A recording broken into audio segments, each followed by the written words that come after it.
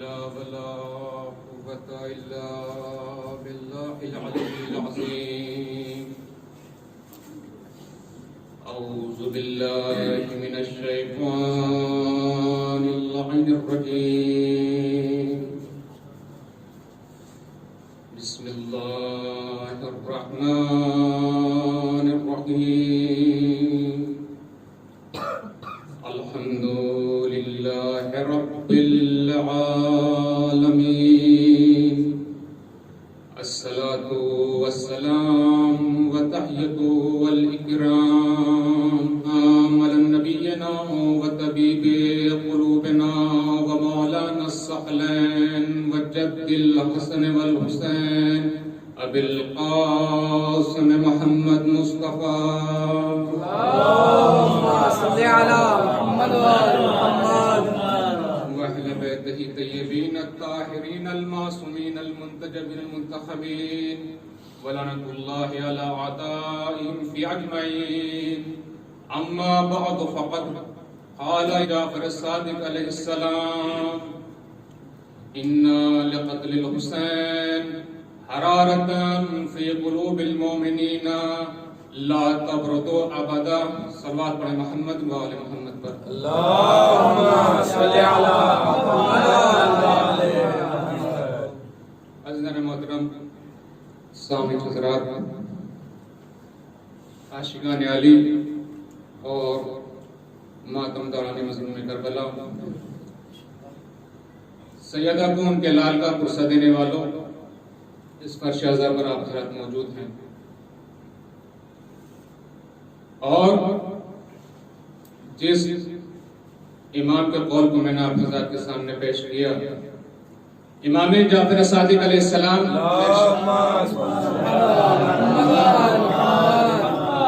نے ارشاد فرمایا کہ میرے قتل کے عوض میں خداوند عالم نے مومنین کے دلوں میں ایک حرارت پیدا کی جو قیامت تک سرد نہیں ہو سکتی ہے، ٹھنڈی نہیں ہو سکتی ہے. اب دیکھنا یہ ہے کہ حرارت سے کیا مراد ہے. کیا حرارت سے مراد آگ ہے جو جل رہی ہو، کوئی گرمی ہے جو پیدا کی گئی ہو، یا کوئی شمع ہے جو جل رہی ہو؟ سبحان اللہ. نہیں عزیزان محترم، حرارت سے مراد یہ ہے کہ ایک انقلاب ہے، ایک تحریک ہے، ایک فکر ہے جو فکر کے اندر تبدیلی آتی ہے. وہ حرارت ہے جو مومنین کے دلوں میں موجود ہے، جو قیامت تک کبھی ختم نہیں ہو سکتی ہے. یہ خصوصاً مومنین کے دلوں میں اللہ کی طرف سے یہ رکھی ہوئی ہے. اور اس فرش اعظم پر آپ جو مجلس برپا کر رہے ہیں، یہ مجلس کوئی رسم نہیں ہے کہ جس کو ہر سال ادا کیا جائے. محرم آئے اور فرش اعظم بچھا دیا جائے، یہ کوئی رسم نہیں ہے، بلکہ ایک مقدس تحریک ہے. سبحان اللہ. یہ ایک مقدس تحریک ہے. اگر ہم اس مجلس اعظم میں حقیقت میں شامل ہو جائیں تو قوم کے اندر انقلاب آ سکتا ہے، سبحان اللہ. سبحان قوم کے اندر انقلاب پیدا ہو سکتا ہے. مجلس اصل میں ہم لوگ مجلس حسین میں شریک ہیں، مقصد حسین میں شریک نہیں ہو پا رہے. زندہ باد زندہ باد. اصل چیز کیا ہے؟ وہ ہے اصل چیز مقصد حسین. اور جس دن ہماری شرکت مقصد حسین میں ہو گئی، اسی دن تمام برائیاں معاشرے سے دور ہو جائیں گی. اسی دن تمام برائیاں معاشرے سے دور ہو جائیں گی. یہ سمجھنے کی بات ہے، جو بھی اس فرش اعظم پر آ جائے اپنی عقل کے تحت وہ معرفت کے موتی لے کر جاتا ہے. سبحان اللہ. وہ اپنی عقل کے تحت معرفت کے موتی لے کر جاتا ہے. اس لیے کہ جب ابر رحمت برستی ہے تو پانی پتھر پر بھی گرتا ہے، سیپ کے منہ میں بھی جاتا ہے، لیکن جب پانی پتھر پر گرتا ہے تو ٹکرا کر واپس ہو جاتا ہے. جب سیپ کے منہ میں جاتا ہے تو موتی بن جاتا ہے.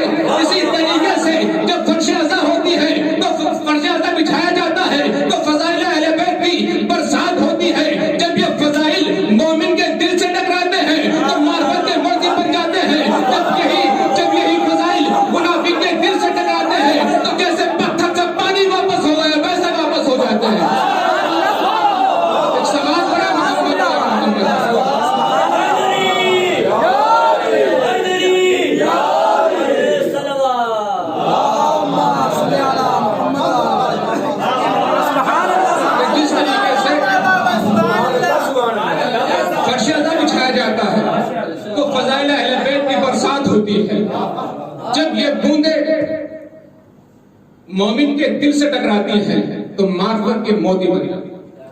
جب یہ منافق کے دل سے ٹکراتی تو جس طریقے سے پتھر سے پانی واپس ہو گیا ویسے ہی واپس ہو جاتا. کیا کہ اصلی چیز کیا ہے؟ مقصد امام حسین. ہماری شرکت مجلس حسین میں ہے، مقصد حسین میں نہیں ہو پا رہی. اصلی چیز کیا؟ مقصد امام حسین. لاکھوں مجلسیں سننے کے باوجود ہمارے اندر کوئی تبدیلی نہیں ہے تو پھر ان مجلسوں کا فائدہ کیا ہے؟ ہزاروں مجلسیں سننے کے باوجود ہمارے اندر کوئی تبدیلی نہ آئے تو ان مجلسوں کا فائدہ کیا ہے؟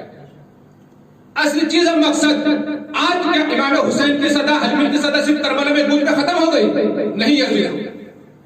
آج بھی امام حسین علیہ السلام اپنے چاہنے والے سے آج بھی مطالبہ کر رہے ہیں. آج بھی اپنے چاہنے والے سے مطالبہ کر رہے ہیں کہ کوئی ہے جو میرے مقصد میں شریک ہو جائے. کتنے کہتے ہیں کہ اگر ہم ہوتے تو ایمان کے ساتھ میں ہوتے. نہیں عزیزوں، آج بھی ایمان کی آواز گونج رہی ہے. آج بھی آواز گونج رہی ہے، کوئی ہے جو میرے مقصد میں شریک ہو جائے. لیکن آج امام اولاد کی قربانی نہیں مانگ رہے. آج امام خون کی قربانی نہیں مانگ رہے. آج دولت کی قربانی نہیں مانگ رہے، جان کی قربانی نہیں مانگ رہے. آج ہے کہ کوئی ہے جو میرے مقصد میں شریک ہو جائے. سبحان اللہ. مقصد میں شریک ہونا اہم ہے. مقصد امام حسین کو پیش نظر رکھے انسان.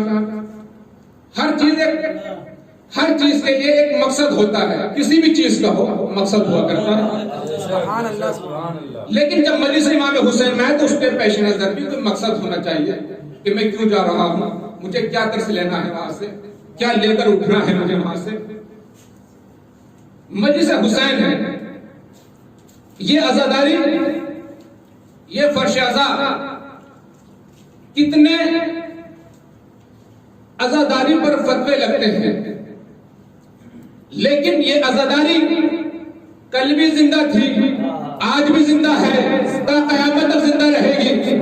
اس کو کوئی مٹا نہیں سکتا، اس لیے کہ اس کا وارث کوئی بندہ تھوڑی ہے، خالق اس کا وارث ہے. خالق نے اس کو بچایا ہوا ہے. اس کا وارث پردے میں موجود ہے جو اس کو باقی رکھے ہوئے ہے. یہ عزاداری کا سورج کل بھی زندہ تھا، آج بھی زندہ ہے، قیامت تک زندہ رہے گا.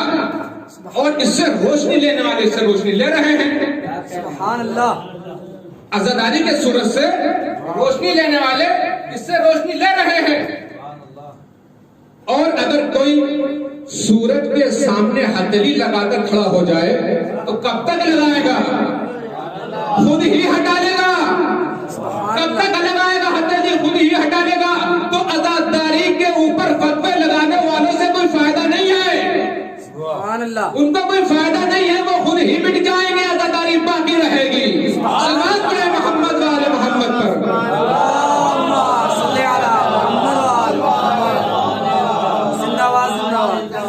عزاداری باقی رہے گی. کسی کے فتوے لگانے سے کچھ نہیں ہوگا، اس لیے کہ یہ عزاداری کا سورج باقی ہے اور اس کو جس نے باقی رکھا ہے وہ پردہ غیب میں ہے. اس عزاداری پر کچھ حرف آنے والا نہیں ہے. اور اس کو یہ سمجھے کہ اس عزاداری کو ہم نے بچایا ہے، یہ اس کی غلط فہمی ہے. یہ اس کی غلط فہمی ہے. اس لیے کہ جو ہم سے پہلے تھے انہوں نے بھی عزاداری کی، لیکن وہ چلے گئے، عزاداری باقی ہے. سبحان اللہ. وہ چلے گئے لیکن عزاداری باقی ہے.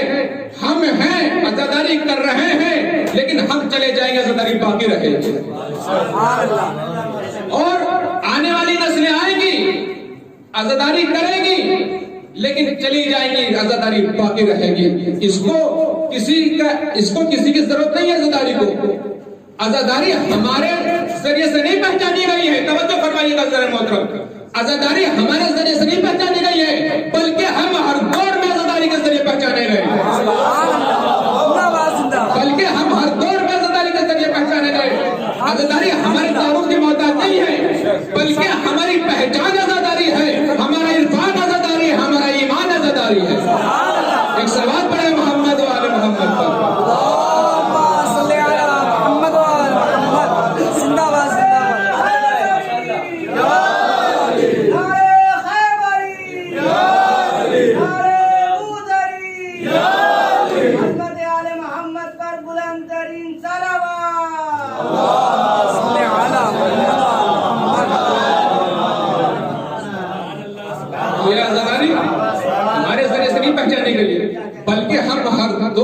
عزاداری کے ذریعے پہچانے گئے. کبھی ہم نے عزاداری کو نہیں بچایا ہے، ہر دور میں عزاداری نے ہمیں بچایا ہے. سبحان اللہ سبحان اللہ. عزاداری ہمارے تعلق کا محتاج نہیں ہے، بلکہ ہمیں ضرورت ہے عزاداری. اس لیے کہ ہماری پہچان عزاداری ہے، ہمارا عرفان عزاداری ہے، ہمارا ایمان عزاداری ہے. سبحان اللہ. کیا ہے کربلا؟ امام حسین علیہ السلام نے کیوں دے دیا سب کچھ، ساری قربانیاں دی؟ کیوں؟ شیعو اٹھو فکر کی دنیا میں آؤ، شیعو بیدار ہو جاؤ.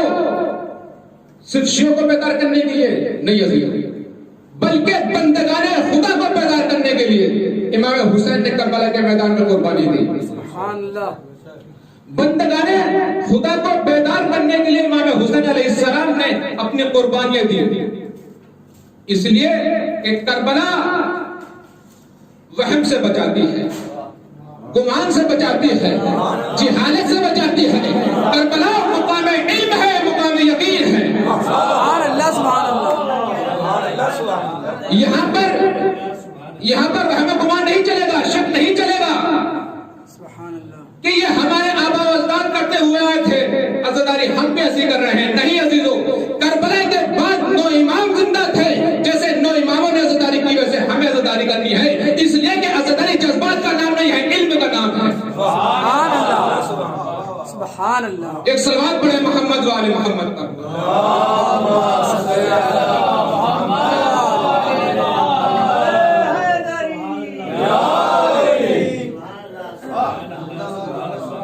کہ کربلا مقام علم ہے، مقام یقین ہے. یہاں پر اندھا پر نہیں چلے گا کہ ہمارے آبا و اجداد یہ کرتے ہوئے آئے، ہم بھی یہی کر رہے ہیں. رسم الگ چیز ہے اور عبادت الگ چیز ہے. رسم اس کو کہتے ہیں، توجہ فرمائیے گا، رسم اس کو کہتے ہیں جو بدل جاتی ہے، عبادت اس کو کہتے ہیں جو بدل جاتی ہے.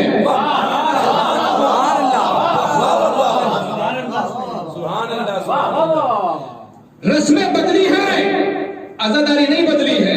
جو کل تھی وہی آج ہے، جو اور قیامت تک باقی رہے گا. رسمیں بدلی ہیں، عزاداری نہیں بدلی. امام نے قربانیاں کی، کیوں؟ اپنے نانا کے دین کو بچانے کے لیے.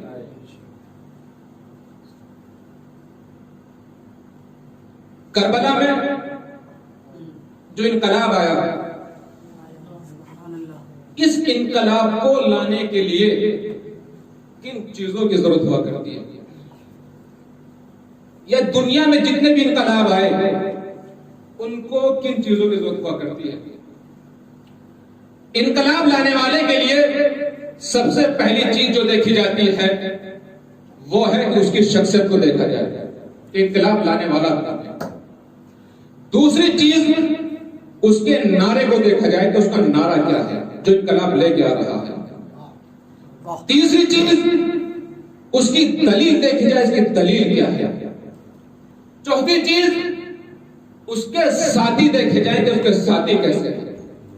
پانچویں چیز یہ دیکھی جائے کہ وارث انقلاب، خدا نہ خواستہ اگر وارث انقلاب اس دنیا سے چلا جائے تو بعد میں اس کی بھاگ دوڑ سنبھالنے والا کون ہے. وارث انقلاب وہ کیسے ہیں، ان 5 چیزوں کو دیکھنا ہے. دنیا میں بہت انقلاب آئے، لیکن کچھ انقلاب آئے جو ایک شہر تک محدود تھے، کچھ انقلاب آئے جو ایک ملک تک محدود تھے، کچھ انقلاب آئے جو کچھ ملکوں سے محدود تھے، کچھ انقلاب آئے لیکن پوری دنیا میں آئے، لیکن وہ زیادہ دنوں تک چل نہیں پائے. کیوں نہیں چلنے پائے؟ ان کی وجہ ہے کہیں شخصیت نے ساتھ توڑ دیا، کہیں نعرے نے ساتھ چھوڑ دیا، کہیں دلیل کمزور ہو گئی، کہیں ساتھی بھاگ گئے، کہیں وارث انقلاب جو ہیں انہوں نے ساتھ چھوڑ دیا. تو انقلاب کامیاب نہیں ہوتا، انقلاب زیادہ دور تک نہیں چل پاتا ہے. لیکن ان چیزوں کو، ان 5 چیزوں سے کربلا کی جنگ کا اور کربلا کے انقلاب کا جائزہ لیجیے. ان 5 چیزوں سے کربلا کا جائزہ لیجئے. امام حسین علیہ السلام، میں نے کہا کہ سب سے پہلی چیز دیکھی جائے گی کہ جو انقلاب لے کر آ رہا ہے اس کی شخصیت کو دیکھا جائے گا. آئیں دیکھیں کہ شخصیت باثر ہے یا نہیں ہے. تو کربلا کے انقلاب کون لے کر آیا؟ امام حسین علیہ السلام. تو امام حسین علیہ السلام کی شخصیت محتاج تعارف نہیں ہے. سبحان اللہ، سبحان اللہ. پورا عالم اسلام جانتا ہے امام حسین علیہ السلام کو، ان کی فضیلت کو، اس لیے کہ ولادت سے لے کر رسول کی وفات تک رسول نے تعارف کروایا کہ یہ حسین ہے، پہچان لو. امام حسن نے کرایا، امام علی نے کروایا، یہ حسین ہے، پہچان لو. تو امام حسین علیہ السلام کی شخصیت محتاج تعارف نہیں تھی، پورا عالم اسلام جانتا تھا. شخصیت باکمال ہے، کوئی انکار نہیں کر سکتا امام حسین علیہ السلام کی شخصیت کا. دوسری چیز امام حسین علیہ السلام کی کیا تھی؟ نعرہ کیسا ہونا چاہیے. امام حسین علیہ السلام نے نعرہ کیا بلند کیا؟ امام نے فرمایا کہ جو میں نکل رہا ہوں، کہ میں نے کہا کہ نعرہ اگر باثر ہے تو انقلاب کامیاب ہوتا ہے.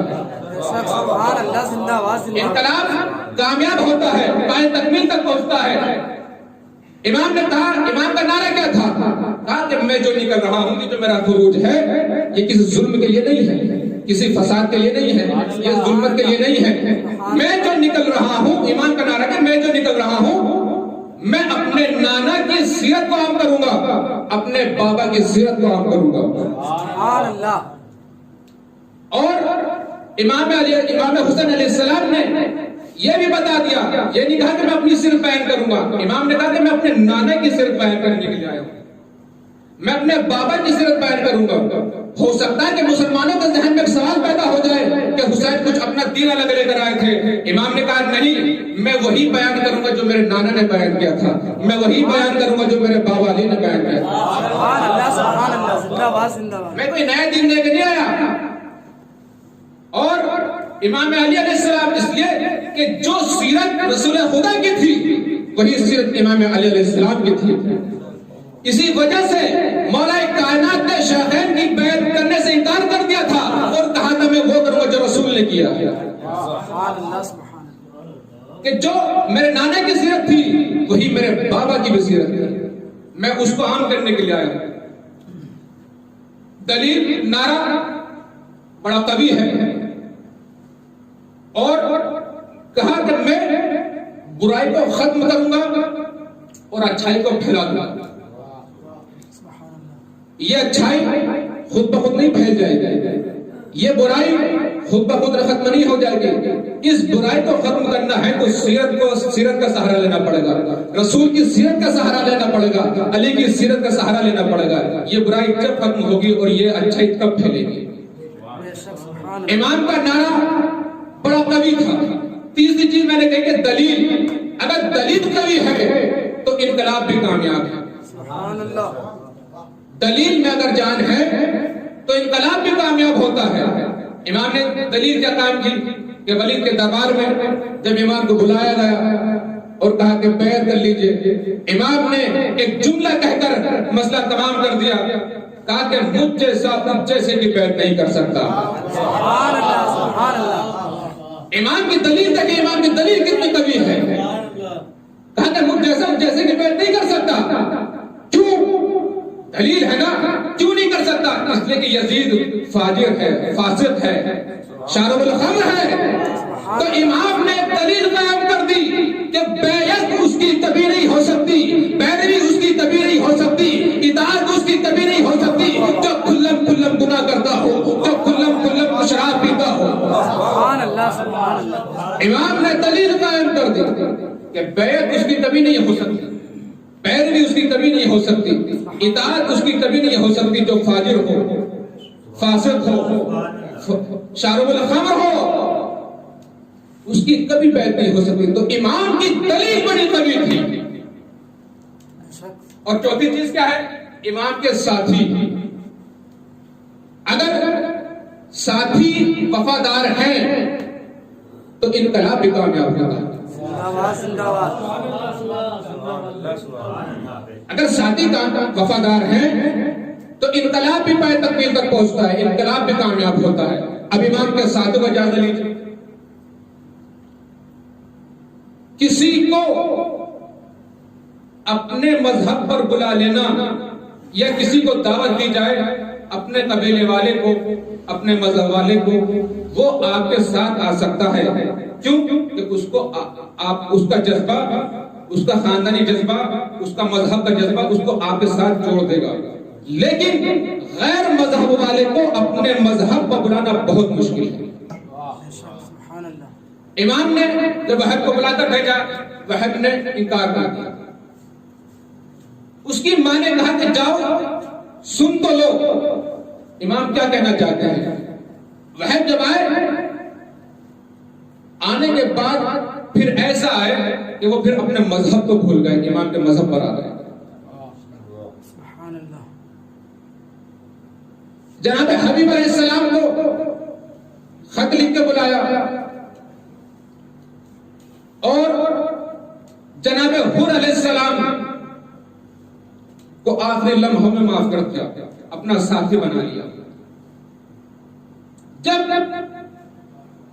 جناب حر نے لجام فرض پہ ہاتھ ڈالا تھا تو امام نے اس کو ایک جملہ کہا تھا، اے حر تیری ماں تیرے سوگ میں بیٹھے، اے حر تیری ماں تیرے سوگ میں بیٹھے۔ لیکن عزیزان محترم، جب حر امام کے ساتھ آ گیا اور وقت آخر امام کو آواز دی، مولا میری مدد کو آئیے۔ حر کے دل میں یہ احساس تھا کہ امام نے مجھے یہ جملہ کہا ہے، حر تیری ماں تیرے غم میں بیٹھے۔ حر کے دل میں یہ احساس تھا۔ امام جب حر کے پاس آئے، امام جانتے تھے کہ یہ حر کے دل میں یہ احساس ہے کہ امام نے مجھے کہا تھا حر تیری ماں تیرے غم میں بیٹھے، لیکن میں امام کی طرف آ چکا ہوں، اب زخم مزجور ہوں، امام آئے ہیں میرے پاس۔ امام نے جملہ کہا، اے حر، اگر وہاں حر کو حر کی ماں کے نام سے بیدار کیا تو پھر آخری لفظ میں بھی کہا، اے حر تیری ماں نے تیرا نام کتنا اچھا رکھا تھا کہ تو دنیا میں بھی آزاد ہے، آخرت میں بھی آزاد ہے۔ اے حر، تو کتنا خوش نصیب ہے کہ تیری ماں نے تیرا نام کتنا اچھا رکھا تھا کہ تو دنیا میں بھی آزاد ہے، آخرت میں بھی آزاد ہے۔ کہا امام حسین علیہ السلام نے اگر ماں کے نام سے بیدار کیا تھا تو ماں کی عظمت کو بھی بتا دیا۔ اگر پہلے ماں کے نام سے اس کے زمین کو بیدار کیا تو آخری وقت امام نے اس کی ماں کی عظمت کو بھی بیان کر دیا اور کہا کہ ہم اہل بیت اگر کسی کو کچھ کہتے ہیں تو اس کے پیچھے کوئی مقصد ہوتا ہے، کوئی ریزن ہوتا ہے، کوئی مقصد ہوتا ہے جس کو ہم یہ کہتے ہیں۔ پھر پانچویں چیز کیا ہے؟ انقلاب کے بعد وارث انقلاب جو انقلاب کو سنبھالیں گے، جو چلائیں گے، وہ ان کا امین ہونا بہت ضروری ہے، ان کا امین ہونا بہت ضروری ہے۔ امام حسین علیہ السلام نے کن کو چنا؟ کیونکہ جب انقلاب آتے ہیں، جب ہندوستان میں انقلاب آیا، گاندھی جی انقلاب لے کر آئے ہنسا کے نام پر کہ ہم اچھائی کام کریں گے، برائی کو ختم کریں گے۔ لوگ ان کے ساتھ آ گئے، شخصیت بھی اچھی تھی، نعرہ بھی اچھا تھا، دلیل بھی اچھی تھی کہ ہم کسی کی بیعت نہیں کر سکتے، انگریزوں کے غلام نہیں بن سکتے، ساتھی بھی اس وقت دوران اچھے تھے۔ لیکن گاندھی جی کے بعد وارث انقلاب اچھے نہیں ملے، تو اس وجہ سے آپ ہندوستان کی آج حالت دیکھ لیجیے۔ آج کے دور میں انقلاب، گاندھی جی کے انقلاب کی حالت دیکھ لیجیے آپ کس منزل پر پہنچی ہوئی ہے۔ وارث انقلاب گاندھی جی کو اچھے نہیں ملے تو انقلاب پامال ہو گیا۔ لیکن امام حسین علیہ السلام نے، امام حسین علیہ السلام نے ایسے کہا کہ بیٹا سجاد تم اس انقلاب کے وارث ہو۔ کہا بیٹا سجاد تم اس انقلاب کے وارث ہو، بہن زینب تم اس انقلاب کے وارث ہو۔ اور جناب زینب سلام اللہ علیہ نے کوفے میں جو خطبہ دیا، آپ کوفے کا خطبہ پڑھیں اور دربار شام کا خطبہ پڑھیں، کوفے کے خطبہ میں حکومت کو کچھ نہیں کہا، صرف پھٹکار لگائی عوام کو کہ تم نے بلایا تھا، تم قاتل ہو، تم اس قتل کے ذمہ دار ہو، لیکن جب دربار شام میں خطبہ دیا تو عوام کو کچھ نہیں کہا، حکومت کو پھٹکار لگائی۔ سبحان اللہ۔ اور جناب زینب نے یزید کے دربار میں، جہاں پر یزید کو کوئی یزید کہنے والا نہیں تھا، جی حضور کہنے والے موجود تھے، جناب زینب نے کا نام لے کر اس کو نست و نابود کر دیا، اس کی مٹی پلید کر دی ہے، یزید تو ہمارے ذکر کو مٹا نہیں سکتا، اور اسی کے دربار میں فرش اعظم بچھا دیا جو قیامت تک باقی رہے گا۔ ایک صلوات پڑھے محمد و آل محمد پر۔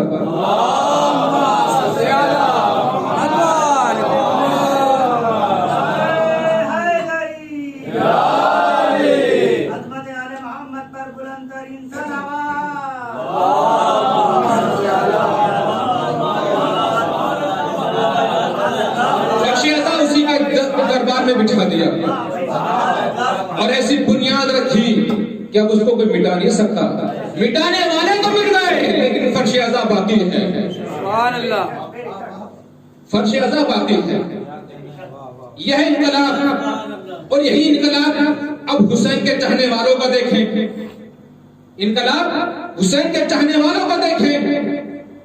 جب امام خمینی رحمۃ اللہ علیہ نے شاہ کے مقابلے قیام کیا تو شاہ نے گرفتار کر لیا۔ جب گرفتار کر لیا اور جملہ کہا ہے، خمینی تم میرے سامنے قیام کیوں کر رہے ہو جبکہ تمہارے استاد میرے سامنے گزر گئے، انہوں نے میرے سامنے قیام نہیں کیا، تم میرے سامنے قیام کیوں کر رہے ہو؟ امام خمینی نے ایک جملہ کہا کہ تم مجھے تو قید کر سکتا ہے لیکن میرے ارادے کو قید نہیں کر سکتا۔ سبحان اللہ۔ سبحان اللہ۔ تم مجھے قید کر سکتا ہے، میرے ارادے کو قید نہیں کر سکتا، میری فکر کو قید نہیں کر سکتا، میری آواز کو قید نہیں کر سکتا۔ جملوں کو بدل کے اس طرح کہہ دیا جائے کہ تم گلاب کو قید کر سکتا ہے، اس کی خوشبو کو قید نہیں کر سکتا۔ سبحان اللہ۔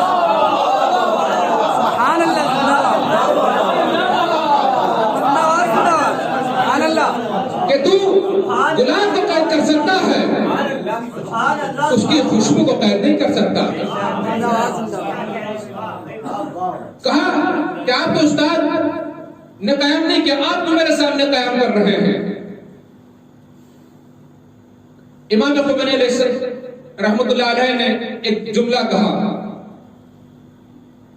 معاویہ کے دور میں امام حسن تھے، ایک جملہ کہا، اے شاہ سن، میرے استاد سید حسنی تھے، میں سید حسینی ہوں، تو ان کے زمانے میں معاویہ تھا، میرے زمانے میں یزید ہے۔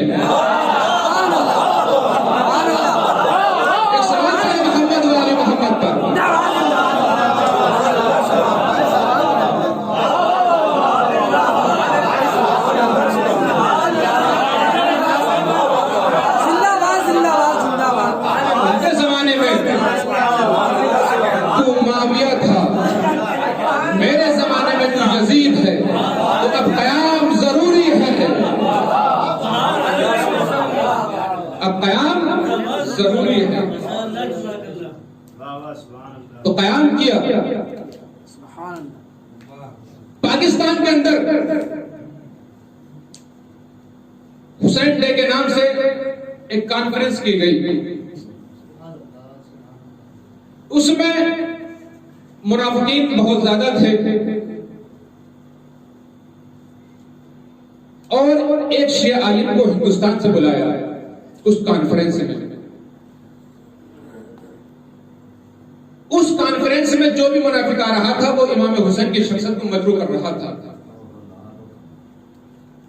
ان کے انقلاب کو برا بھلا کہہ رہا تھا، لیکن جب ان عالم دین کا نمبر آیا ان کو صرف 2 منٹ دیے گئے۔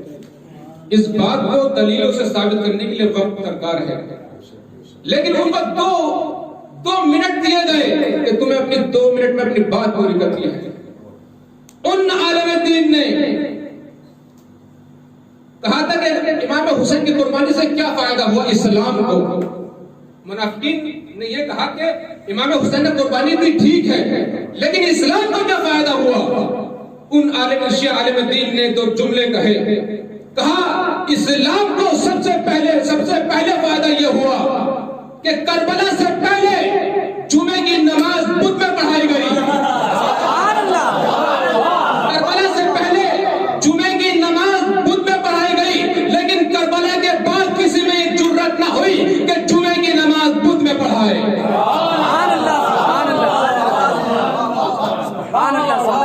کربلا کے بعد کسی کے اندر یہ جرأت پیدا نہ ہوئی. پہلا فائدہ یہ ہوا. دوسرا فائدہ یہ ہوا کہ کربلا سے پہلے حاکم کا فعل شریعت کا فعل لکھا جاتا تھا لیکن امام حسین علیہ السلام نے کربلا کے بعد یہ فیصلہ کر دیا کہ حاکم کو ولایت سے جدا کر دیا. حاکم کا فعل اب شریعت کا فعل نہیں لکھا جائے گا. امامت کا فعل شریعت کا فعل لکھا جائے گا.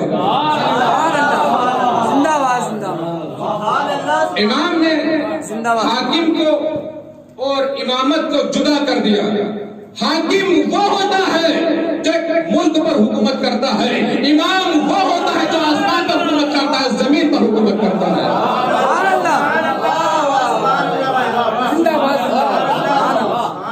امام اس کو کہتے ہیں جو زمینوں پر حکومت کرتا ہے, آسمانوں پر حکومت کرتا ہے.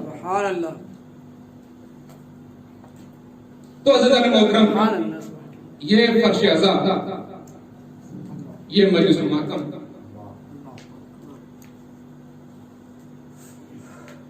آج کی تاریخ جو ہے وہ آپ جانتے ہیں اس سے منسوب ہے.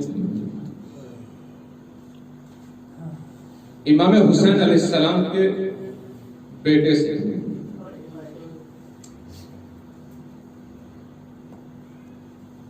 کربلا میں امام حسین علیہ السلام کا مؤذن موجود تھا, حجاج بن مسعود, اور کوفے میں بھی امام علی علیہ السلام کا مؤذن موجود تھا لیکن امام علی علیہ السلام نے 19 رمضان کو مؤذن سے نہیں کہا کہ تم اذان دو. 19 رمضان کو مولا علی علیہ السلام نے خود اذان دی. جب کوفے کے اندر مولا کی آواز گونجی ہے نا تو ماں نے اپنے بچوں کو ہلایا اور کہا کہ شاید قیامت آ رہی ہے, علی اذان دے رہے ہیں. کربلا کے میدان میں بھی امام حسین علیہ السلام نے اپنے مؤذن سے نہیں کہا کہ تم اذان دو. امام حسین علیہ السلام نے کہا بیٹا علی اکبر تم اذان دو.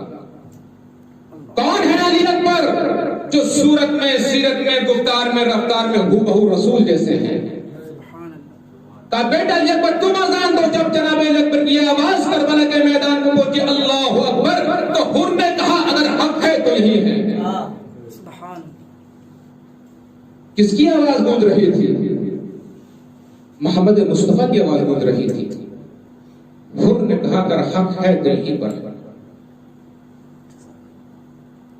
علی اکبر کی آواز تھی. کون ہے علی اکبر؟ جب جناب ابراہیم اسماعیل کو لے کر آئے تو جناب اسماعیل نے کہا بابا میں جوان ہوں, آپ ضعیف ہیں, تو آپ میرا گلا ذبح نہیں کر پائیں گے, لہذا آپ اپنی آنکھوں پر پٹی باندھ لیجیے.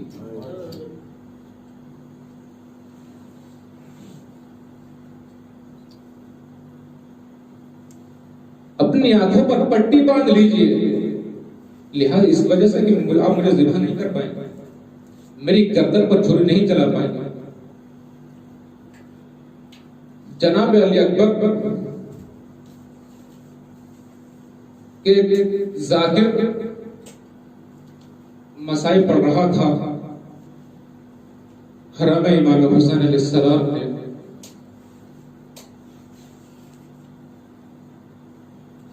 کون تھا وہ ذاکر؟ सैयद महदी बहरुल उलूम अकबर का पुरसा देना है परवरदिगार, तुझे वास्ता इस अली अकबर का जिसके सीने में पर्ची लगी, मौलाना शफीक साहब को सेहत कामिला अता फरमाए।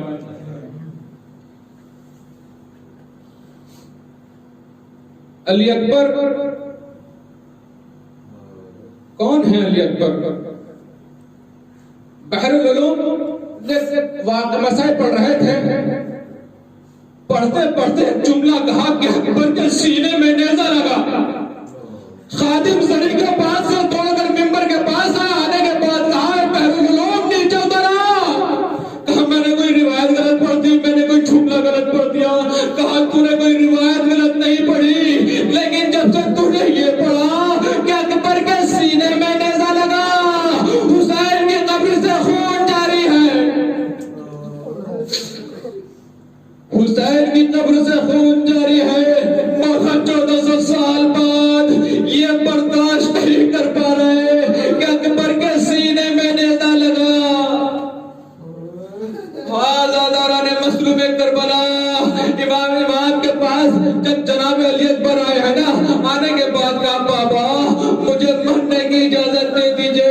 इमाम ने जुमला कहा बेटा काश तुम भी साहिब औलाद होते, जब तुम्हें मालूम होता कि बेटे का सदमा क्या होता है। आज़ादारो इमाम ने रुखसत कर दिया। अरे कुछ दूर चले थे, मुड़कर क्या देखा कि ज़ईफ़ बाप अरे कमर को पकड़े हुए चले आ रहा है। जनाब अली अकबर ने घोड़े को मोड़ने के बाद इमाम के करीब आए, गाने के बाद कहा बाबा आपने तो मुझे रुखसत कर दिया था, आप क्यों आ रहे हो? इमाम ने एक जुमला कहा बेटा अली अकबर तुम नहीं जा रहे हो, मेरा कलेजा जा रहा है। जज़ाकल्लाह मौला आपको सलामत रखे, कोई गम न दे सिवाय गमे मज़लूम करबला के। कब बेटा जाओ खुदा हाफिज। अरे अली अकबर आए मैदान करबला में, अरे एक जालिम ने जनाब अली अकबर मैदान करबला में आए, आने के बाद जंग कर रहे हैं, प्यास का गलबा है। जो एक वाहिद शख्सियत ऐसी है जनाब अली अकबर कि जो पलटकर दोबारा खैमों की तरफ आए हैं, खैमा में दोबारा वापस आए हैं। आने के बाद कहा बाबा एक घूंट पानी मिल जाता तो मैं बताता मैं किसका पोता हूँ, मैं किसका बेटा हूँ, लेकिन पानी का कतरा न था, पानी का कतरा न था कि शिद्दते प्यास से अकबर ने जो मुड़कर देखा, माँ ने खैमों की तनावों से लिपट कर देखा। अरे कितनी मजबूर थी साकिए कौसर की बहू, खाली मशकीज़ा कई बार उलट कर देखा कि मेरे बेटे को एक कतरा पानी मिल जाए, लेकिन एक कतरा पानी न था।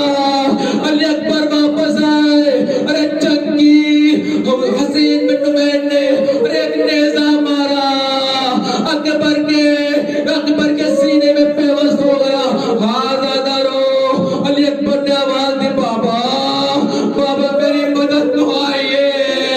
अरे ये सुनना था। अली अकबर की तरफ दौड़े हुसैन, अरे पुकारते थे पिसर को पिसर नहीं आता, जिगर में दर्द है लगते जिगर नहीं आता। आज़ादारो हुसैन कभी उठते थे कभी गिर जाते थे, कोई कहता था हुसैन क्या ढूंढ रहे हो, तो रोके कहते थे आंखों का नूर, आंखों का नूर ढूंढ रहा हूँ। हुसैन अकबर के लाशे के करीब पहुंचे, लुटी हुई वो कमाई बस तलाश मिली। हुसैन अकबर के पास बैठ गए। कहा बेटा अली अकबर क्या हुआ? कहा बाबा सीने में बहुत दर्द है। कहा बाबा सीने में पर्ची का पल टूट गया है। कहा बाबा मेरे सीने में पर्ची का पल टूट गया है। इमाम हुसैन अलैहिस्सलाम ने इमाम हुसैन अलैहिस्सलाम ने एक कदम जमीन करबला पे रखा और उस पर्ची को पकड़ा। उस फल को पकड़ने के बाद नजफ का रुख किया और नजफ का रुख करने के बाद कहा बाबा